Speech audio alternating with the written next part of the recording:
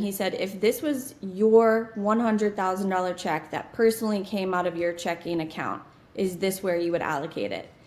And it's stuck with me throughout my entire career because I just think that's just a responsible mindset that marketers, really anybody, but marketers who own such a significant piece of, the company budget should look at everything that they're doing. If this were your money, right? Is this where you would double down on? Is this where you have the data to prove that it's best served at? So I think the growth efficiency mindset and just always being responsible about where you're putting those resources. This is You Should Talk To, a podcast for busy marketing leaders who are looking for support and tips on getting shit done. In each episode, Daniel Weiner interviews marketing leaders and discusses their experience, successes, and failures around hiring agencies. If you're interested in finding and choosing the right agency partner, then let's jump in.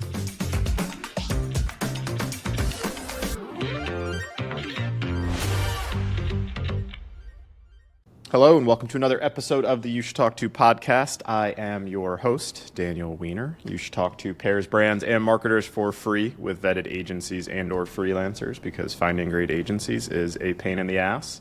Today, I'm excited to be joined by Jennifer Hopkins, who is SVP of Marketing at Sonar here in Atlanta. Jennifer, thank you for joining. Daniel, thanks for the invite. Of course, long time coming here, Listen, you're everywhere. So I'm pleased to be here. I appreciate, get me before I'm famous, before this thing blows up. We're at like 50 to 100 downloads an episode right now, so we're right on that cusp of the Joe Rogan experience. So that's next. We'll dive in here in 2 seconds. What's Sonar for people who do not know what Sonar is? Sonar is a Salesforce operations management tool. So we work directly with people in the ops business system space to ultimately make sure that the changes that they're making in Salesforce don't break shit. I love that explanation. I hope that's on the website, just like that. I don't know if you've ever been on the go-to-market side and something breaks in Salesforce and your whole go-to-market team comes crashing down for 24 hours. It's not a fun place to be sitting in. So we help avoid that. My biggest career flex is that I've never been inside of Salesforce ever once in my entire life or career. And I hope to not change that because everybody I talk to about Salesforce says it's a pain in the ass. So it sounds like you guys solve that pain point. Just come on over to the office. We'll give you the full tour. I appreciate it. I may take you up on that. We'll dive in now to the fun of this podcast. What's your most unpopular or spicy take in the marketing world? I deal with this every single day when I'm doing searches just as a consumer myself, but I absolutely hate with a passion mobile advertisement. In what capacity? All of it? Yeah, mobile display. I hate every piece of it. And I feel bad about saying that because I'm a marketer, right? Yeah. And I should appreciate and really, support all forms of advertisement. But there is nothing worse than mobile advertisements and me playing whack-a-mole on my phone just to be able to read one quick article that I'm trying to get to. It drives me crazy. That's fair. I was hoping for some more controversy. I hate that too. I don't disagree with that in any capacity. It's pain in the ass. I mean, it's pain in the ass on, I don't know. It's pain in the ass on computers as well. But yeah, on mobile, I don't want to. It's just like you can't even see what you're doing. And every time I hit exit out of all of it without reading the ads, I feel bad. The marketer told me.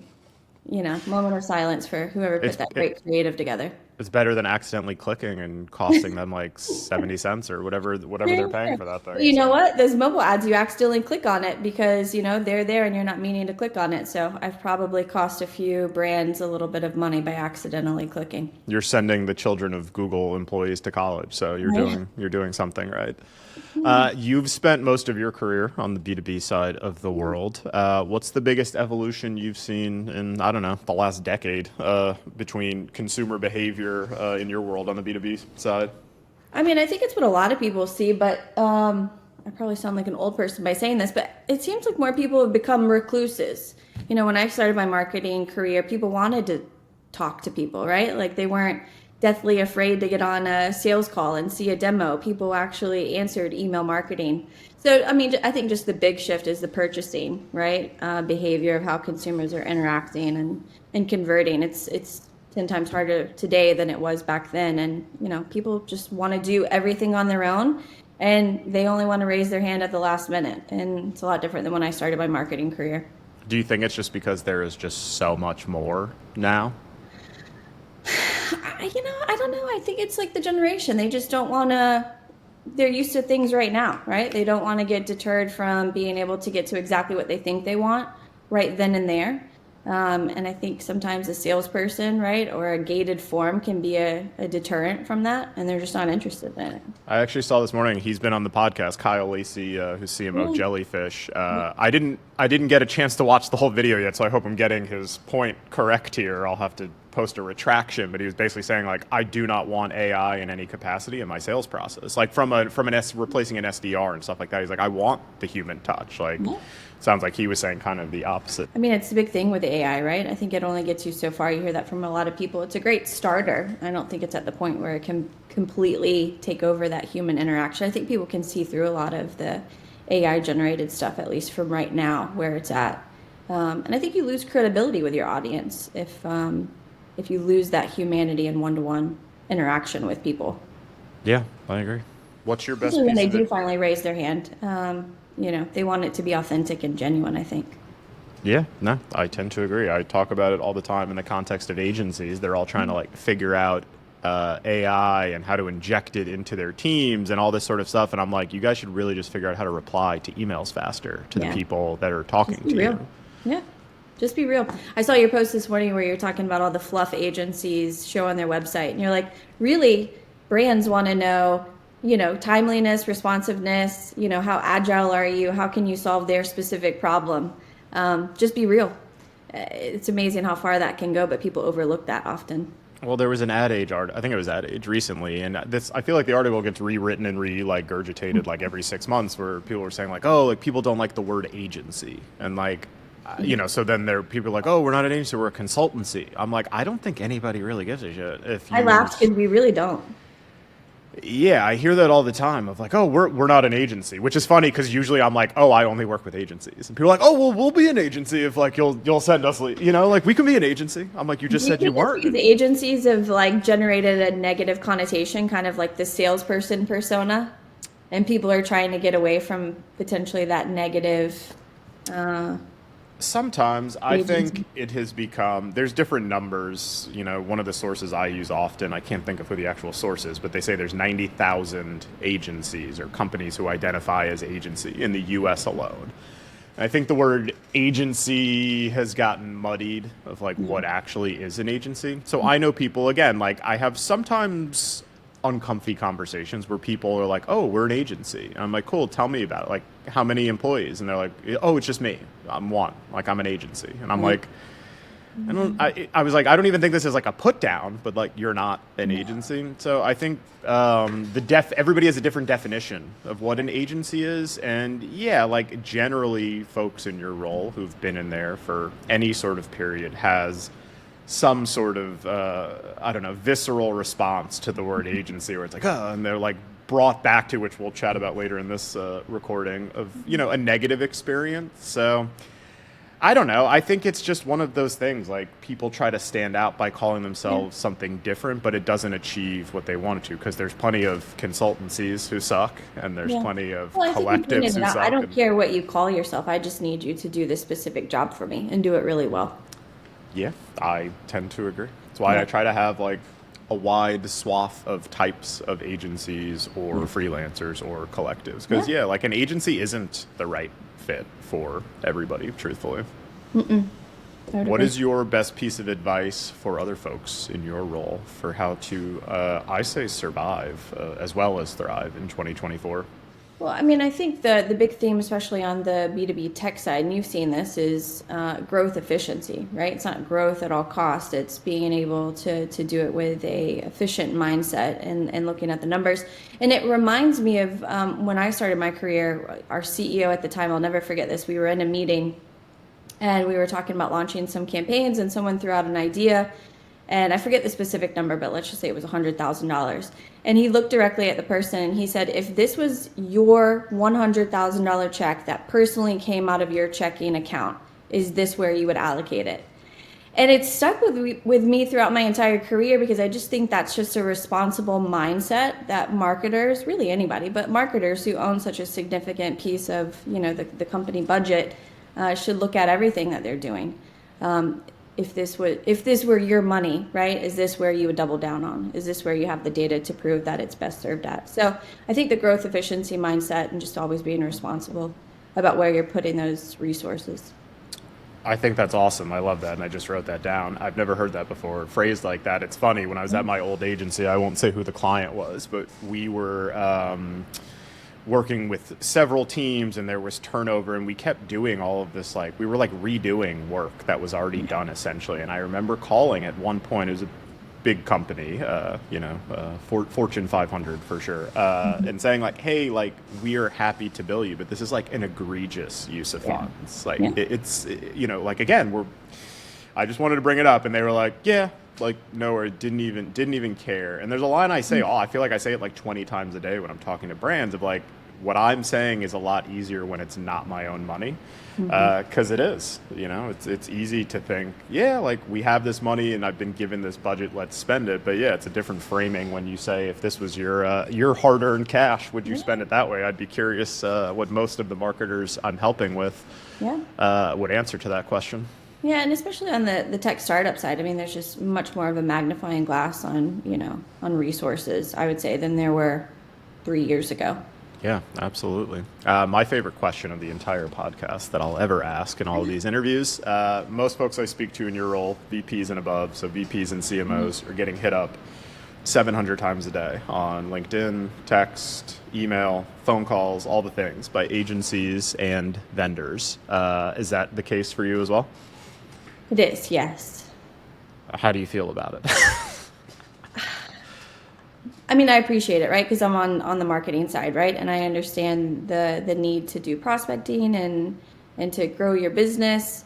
Have you ever once purchased something from an entirely cold outreach agency or vendor? I don't think anyone's ever asked me that question before, but no would be my answer. I love it. Yeah. Because I don't think anybody has. Which is bad, I guess, when you think about it. Of I how know. many times I'm being approached, right, and how great technologies are these days with intent signals. But no, I think people just have learned to tune it out. I think the one thing I would tell people is don't call my cell phone.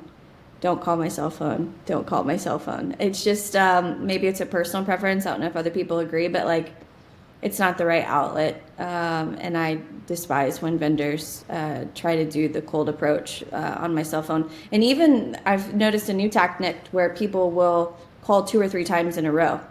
And I don't know about other people, but in my family, if someone I know calls me 2 or 3 times in a row, it's somewhat of an emergency. Yeah. So I've actually been tricked.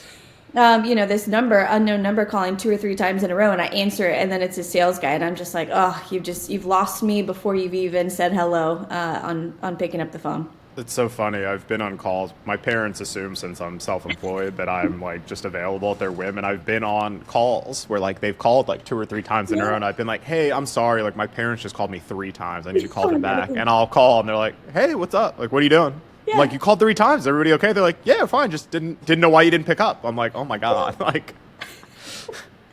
You gave the PSA, I think, that I generally ask for, what's the PSA you would give to agencies? You said don't call your cell phone, but I'm curious, is there something, because I take the opinion maybe not. There's 2 weird universal truths, I think. One is that I don't know a single person after the director level and above who has ever gotten a job from applying to a job. Just applying. I don't know anybody who's gotten a job that way. I don't know if you do. No. And I don't know of an agency who gets, again, unless you're a high volume, super low dollar amount, which I could argue isn't an agency. If you're a quote unquote normal agency, I don't know anybody who gets business from cold outreach. I feel it does the opposite. It actually tarnishes your brand. People are just inherently annoyed by it. Is there something somebody could say to you? Unless you are in the market and it is perfectly timed and, positioned, that can make you take a general call. Yeah, I mean, I think it's for agencies and vendors, right? It's all about timing, especially on the agency side. They have these statistics. I mean, you know that when a CMO comes into a role, right, you've typically got 30, 60 days to make an introduction because they're coming in and they're shifting a lot of their agency and vendor relationships, right? They're kind of going where they're tried and trues, or they're evaluating incumbents or even, new people on the block. So timing is really important, in my opinion, on the agency side. And then I think, it's the messaging. Again, it's not the fluff of, don't tell me you're not an agency or something else. Like, tell me what I need to hear, knowing that I'm a CMO coming in on my first 60 days, right? I've got to change things around. I've got to show quick results, right, to my CEO and the leadership team. And I think it's diving in on those things in the messaging and the timing that I think could really stand out from an agency approach. And some agencies do it well, but a lot of people fail miserably at it. So that's why I think it's increasingly more difficult in 2024 because people know that. So like when a CMO comes into the role, everybody is like, oh, now's the time. And you get, lumped into 700 different messages. And I think there's also the assumption, I don't disagree. I know plenty of CMOs who come into new roles. I also know plenty of CMOs who come in and are like, I'm not immediately spending a bunch of money or like changing shit before I like evaluate. So like, yeah. For them, like, again, everything I generally like preach to my partners is like, you should know your audience and what they want, rather than saying, I know you're based on these intent signals, like you're changing everything. I'd rather somebody ask like, are you even interested in changing anything? Like, what do you think about gifts? I've seen you ask this question on some of your other podcasts. I mean, listen, I'm a woman. I love gifts, right? I love great gifts. You name them, people reference in most of my pod. You'll get a sales outreach at some point, like everybody else, about whatever you answer here. So be whatever you want. If it's expensive bags or food, just make sure this is your chance. No, I love gifts. I think it's all in the timing of it, right? Like I worked with an agency. I won't name them, but they did a phenomenal job of gifting. Throughout the kind of prospecting phase, and then later on as I became a customer. I mean, they were really mindful. Before you knew them at all, though, or like. Yeah, in the initial kind of prospecting conversations when we were evaluating, like they would pick up on certain things of like, oh, I know you're having a baby soon, right? So they would send like a really thoughtful little onesie with their logo on it. That's awesome. So, I think it's, are you listening in our conversations? Are you not being creepy about it, right? And are you doing it at the right time? And it can't feel like you're buying, if they had sent me a Rolex, right, that might have been, a little bit too far. But if they sent something that was thoughtful from a previous conversation, those stand out, I think. So I totally agree on that front, to be super clear. Like, I think sometimes people are like, oh, like you hate gifting. I'm like, no, but I see people sending still like, hey, here's a $15 Amazon gift card. And I'm like, nobody wants that crap. Also, like, I feel like it's also like insulting a little. The dollar amount matters. Like to you, a Rolex is too much, over the top. $15, I want to be like, that's like. You got to know your audience. I think you said that a few times on this call. Like knowing your audience is really important. Yeah, for everything. Yeah. Being human and being real. I think we've also said that a few times on this call. That goes a long way, especially when you look at gifting. Kaylin from Aaron's, their CMO who did this podcast, talked about, you mentioned not being creepy. She got an iPad in the mail, fired it up, and it was a video of the salesperson saying, go dogs. So you knew she went to Georgia. Thoughtful, but kind of weird. And also an iPad. So it's like... Yeah, vet it out with a few people before you send it, just to get general consensus on if it's good or if it's creepy. Maybe that's my next tech foray or next company. Send me your gifts. I'll tell you if it's creepy or not. Crowdsource your idea, and we'll give you a quick answer on if it's creepy or not. I think that's a good thing. I've seen a big shift, especially since COVID, of brands moving away from bigger agencies to smaller, more targeted, especially independent agencies who are good at like 1 to 2 things. And their agency roster went from full service to more agencies who were specialized. Do you see the same? You like that? Depends. What do you think of it? I do. Again, I think maybe because I come from the B2B tech space, kind of more on the startup side. I enjoy smaller, more focused agencies. And I enjoy working with consultants as well too, right? But I mean, think of like 50, 100 person agency that focuses on something really specific. I think, from my perspective, is I am always moving fast. I always know specifically what I need from people. And I've been able to find that with the smaller, more specialized agencies. There's not as much red tape, not as much fluff. I feel like there's more expertise. I've worked with some agencies who are on full service, and it's like I'm getting high level, I call it kindergarten ideas and strategies, right? That I could Google myself. And I think it's because they don't specialize in something. I've just had more, I've had better experience with the smaller, more focused groups. Can you think of a particular, really positive agency experience you've had at some point in your career and what made it positive?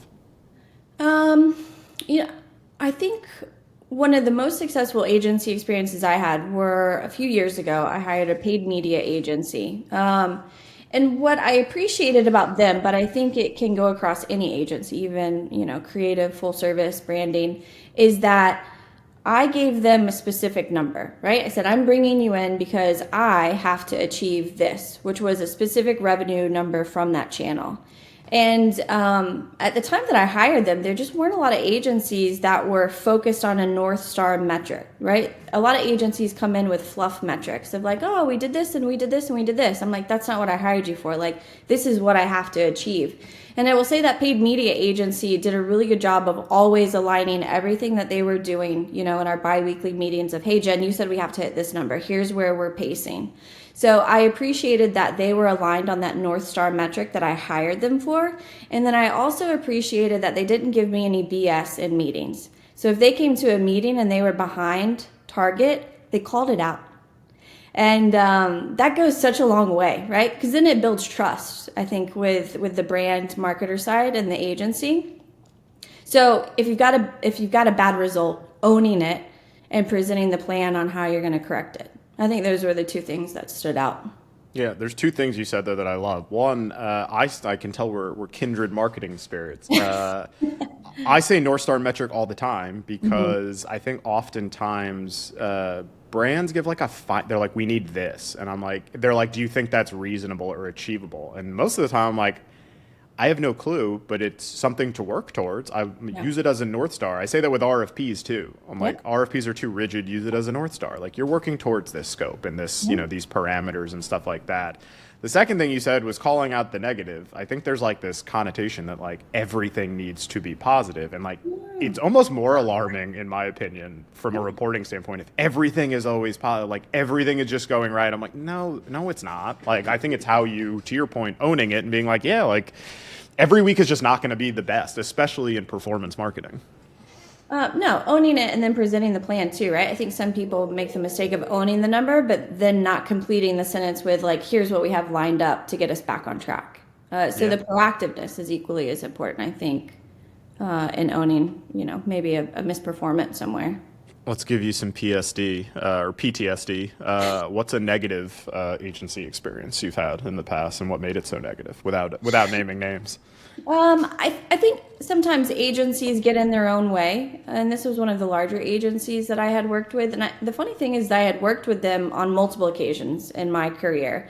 And they were a little bit smaller when I started, and then in my last engagement, they had gotten a little bit larger. And they were making me fit into their onboarding process, which I appreciate, right? You want to get the full scope, you want to get all of your questions answered before you can start actually working on the project. But it was unnecessary. I mean, we spent almost 30 days of me answering questions and going through hoops of what their management team had said their reps needed to do in the onboarding process, right? And so at the end of the 30 days, I was like, listen, we could have had a 2-hour meeting, right? And I could have answered all of these really quickly, and we could have just gone ahead and got to the work. So we've lost 30 days of you achieving this target. So again, I think sometimes the larger agencies, maybe where I've been burned, is they get in their own way. Don't forget what your client asked for and what they hired you for. And if I said time is of the essence, we need to get started quickly, don't make me sit through a rigorous 30-day onboarding that benefits you and not me as the customer. Yeah, there's two things basically everybody in your role tells me that they want when they move away from a big agency. It is timeliness and just nimble, flexibility in general around scope, but also, the only I I take this side, or it being tough with agencies. I don't know the context of that one. Every agency search I help a brand with, like they sometimes drag their feet on selection, not all the time, but like the second they award the business, they're like, great, let's go. Yeah. The agency's like, whoa. Like, I think that's a really important expectation setting period of the relationship, to be like, probably prior to that, to be like, hey, like, if you select us, like, here's what we need to be successful, and like the time that will take, so that you could say no. Like, if they were going to tell you, we need this 30 days in this, workshop, you could have been like, yeah, that probably doesn't work. Like, what about this? And you talk about it beforehand. And then making sure you're not repeating the information, because a lot of time, when you're talking to the sales team, right, or the new business team on the agency side, you've given a lot of information that they should be passing through internally, right? So then you get to the onboarding with who your actually account manager is, and then you're repeating everything. And I'm like, oh gosh, I wish you guys could have listened to a call recording and been up to speed, so I'm not wasting another hour saying the exact same thing. That's why one of my unpopular opinions is that I don't think real agencies have sales teams. They struggle, yeah. Because of that, like, real agencies should have like account and client people from the first meeting, if it's possible. Like, I don't think there should be like a salesperson and a sale. Like, if I hear an agency has like a 10-person sales team, I'm like, what are they doing? Like, that's not, I don't know, that it rubs me the wrong way, and it rubs a lot of people I talk to the wrong way. I'll say the other thing, and I'm sure this comes up a lot on your podcast, is I hate it when an agency tells me that we've hit a cap on hours. And I'll say I haven't run into that as much the past few years as I did earlier on.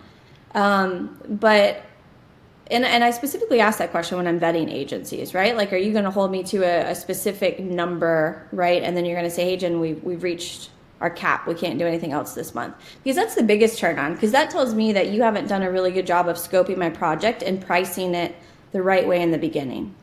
Because I'd rather you just kind of make a broad estimate of like how many hours this is going to take, and then give me a number, versus you giving me a slightly lower number and then telling me I've reached a cap. It's the biggest turnoff for a marketer. It's another opportunity to use it as a North Star number of like, hey, this is like roughly what we bucketed, stuff changes. There's, it's a sixth sense a little bit. I can remember being at an agency and being told by one of my clients at the time, I think the exact words were, if Danny brings up scope again, we're going to fire you guys, or something like that. And I was like, you guys have changed the scope every single call. And to be fair, I will say this with the fine print of, I know there are some marketers who don't do right by this, which is why there are those parameters in place. But there's also 700 other things to say that we've reached a cap. But for the marketers who behave ourselves and respect agencies and do everything right by you guys, I mean, it's a big turnoff to say, oh, we've reached the cap. The episode before this was Nicole Dubose, who is CMO of Pliables. If you've ever eaten at one of those, shout out Pliables. She said her negative agency experience was going through a robust RFP process, selecting an agency, warm and fuzzy. 3 months in, without notice, we've used all of your hours for the entire year. Isn't that crazy? I don't, again, with all of these conversations, I preface that I don't know 100% of the context, nor do I. That's why I ask people not to name agencies, because I'm like, who knows? But that would be, that got quite a few comments on LinkedIn of like. It's a bad way, right? 3 months into a 12-month contract. Talk about a shitty customer experience. We didn't talk about it. I want to know what happened the next 9 months, if anything happened, so. But like, also, like, was there a conversation of like, hey, we're reaching maximum capacity here? I don't know. That's wild. I'll have to bring her back. I think eventually I'll just do like a therapy session with everybody where we all could cry about all these things. So, what are you most excited about or bullish on in the marketing space at the moment? I'll say outside of AI, because I'm sick of hearing about AI. Unless it's really AI, then you can say AI. No, I mean AI is, I think, incorporated with everything. I think it's events. I mean, I enjoy that people are getting back out. I think everybody is. It was kind of sad to be a marketer during the past couple of years of everybody being behind computer screens. So, at Sonar with our audience and our big WizOps community of ops professional, people are just really excited to get back and interact face to face. So we're really leaning in on that and, trying to provide those opportunities as much as we can. Yeah, you all have quite the community. Give it. We You do. go ahead and give it a plug. Actually, Yeah, Wizards of Ops. It's a community of we've got 7,000 members right now. Again, within the RevOps business systems kind of ecosystem, and it's a community that our co-founder Brad Smith started, and it's just organically grown to 7,000 people.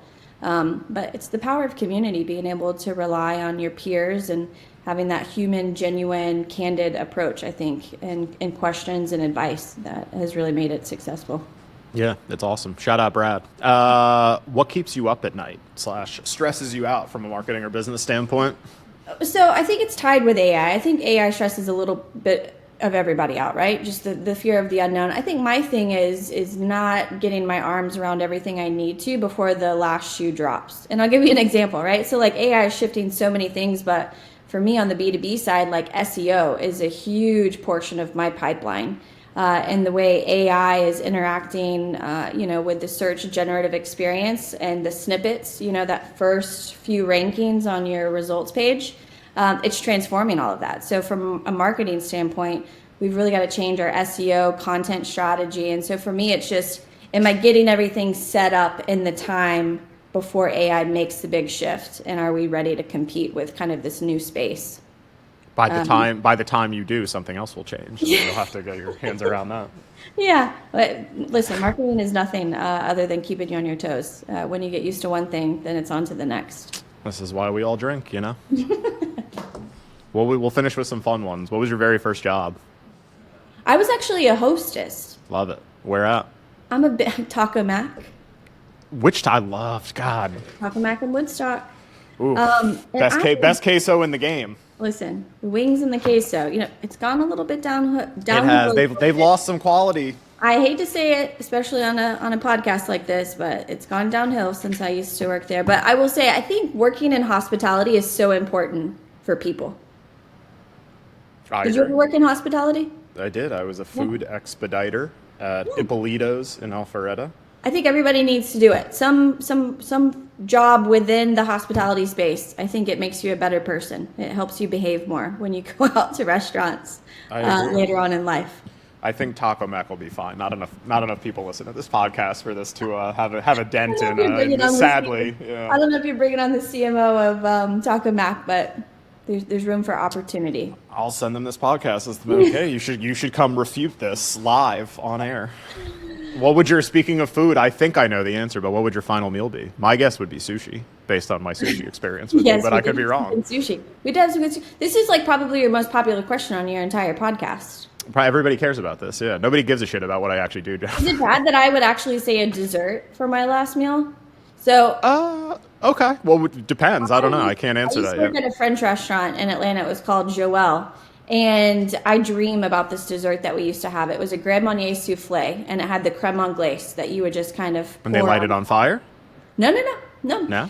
No, you put it in the oven, and it's the souffle that rises, and then you put the creme anglaise, and then it kind of sinks in, and it's just like this gooey cake almost. Okay. But if it's your last meal, you can hypothetically have dinner first and then finish with the dessert if you... Okay, I didn't know if there were multiple options, Yeah. but if I only had one option, I'm going to go for the dessert. Okay. Sushi would be the meal if you had? I would go with sushi. I do enjoy sushi. Okay. And the final question, who is Followed by some... the souffle. What's that? Sushi followed by the souffle. Okay, that's fair. Who's somebody who inspires you personally, professionally, or both? This is a nice question that you asked. Thank you. I appreciate it. I came up with it myself. My husband actually inspires me professionally and personally. So he was actually in the Marine Corps for 13 years. Is he sitting there like? No, but I'm going to make sure to send him this recording. You should. Yeah. This makes it on there. But he served in the Marine Corps 13 years. He did 4 tours. Wow. But more importantly, he used to work in the ops space and got out of it and started his own veteran-owned business. That's awesome. There's a personal story there, but he's really passionate about being able to put other veterans back to work. So I love him personally, and then professionally, I think just the ability to go out on your own and try something new for the betterment of a bigger purpose is admirable. Yeah, it makes me feel like sometimes I'm like, what am I doing? Like, Do you seriously, I feel like everybody has that existential. everybody has that existential, like, am I doing anything that like contributes to society in some regard? So I think you do, Daniel. thank you. I I appreciate mean, it. these are like therapy sessions for people almost. So I am a licensed marketing therapist. That was the final question. Thank you. For anybody interested, who is your exact target and how can they find you? yeah, so again, if you work in the RevOps or business system space and you're looking for, some extra eyesight on the changes that you're making in the Salesforce ecosystem and your integrated tech stack, Sonar is definitely a platform I'd recommend checking out. I'd be happy to show you around. Love it. Thank you for joining. Thank you for inviting me. Thank you for checking out this episode of You Should Talk To. This show is brought to you by the company with the same name, You Should Talk To, a company that helps marketing leaders find the right agency or freelancer for their situation. If you enjoyed what you learned in this episode, make sure to follow You Should Talk To wherever you listen to your favorite podcasts, or visit YouShouldTalkTo.com for more information.